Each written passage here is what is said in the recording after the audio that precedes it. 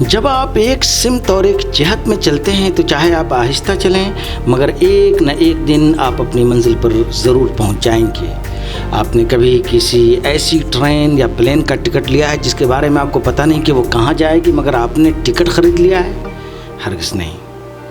تو پھر زندگی کے سفر پر کیسے نکل سکتے ہیں اور ہمیں پتہ نہیں کہ سمندر کے کس ساحل پر یہ زندگی ہمکنار ہوگی؟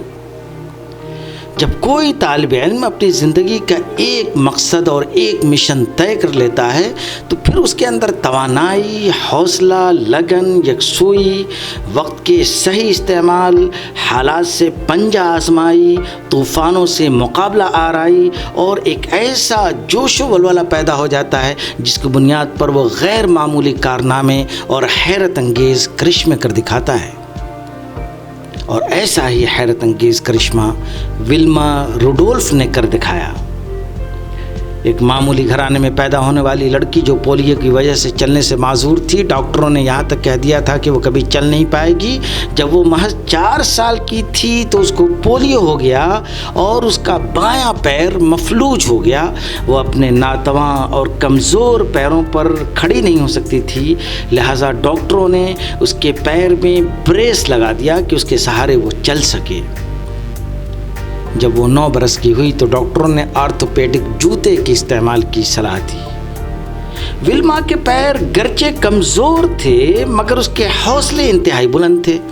وہ دوسرے بچوں کو دوڑتے بھاگتے دیکھتی تھی تو سوچتی تھی کہ وہ بھی دوڑنا چاہتی ہے مگر اس کے کمزور پیر اس کی اجازت نہیں دیتے تھے۔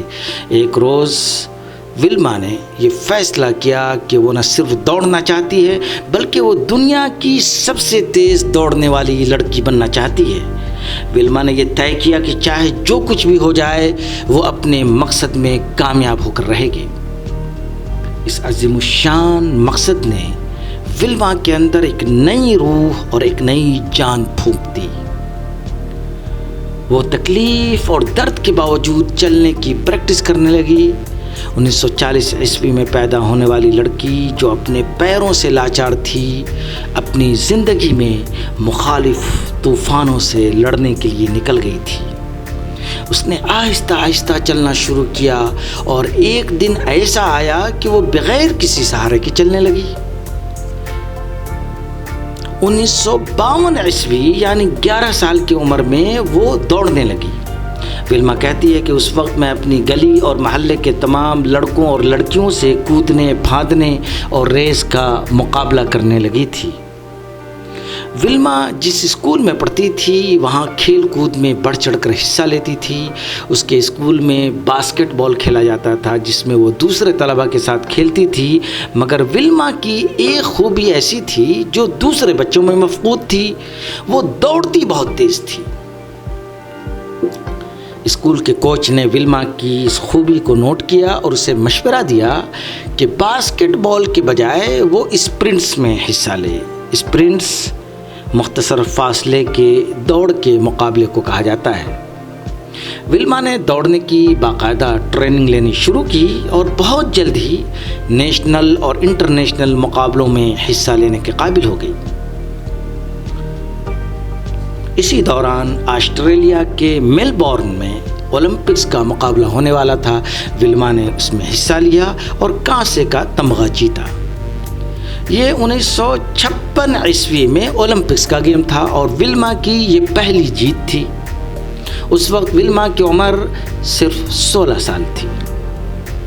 1960 عیسوی کے اولمپکس گیمز سے پہلے ہی ولما نے 200 میٹر کی ریس 22.9 سیکنڈ میں جیت کر ورلڈ ریکارڈ قائم کر دیا تھا۔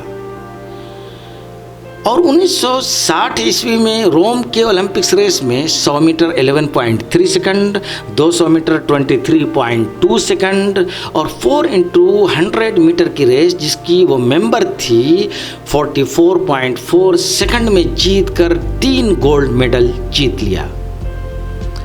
اس طرح ایک معذور لڑکی امریکہ کی وہ پہلی خاتون کھلاڑی بن گئی جس نے ایک ہی اولمپکس گیمز میں 3 ریسوں میں لگاتار جیت کر 3 گولڈ میڈل اپنے نام کیے تھے۔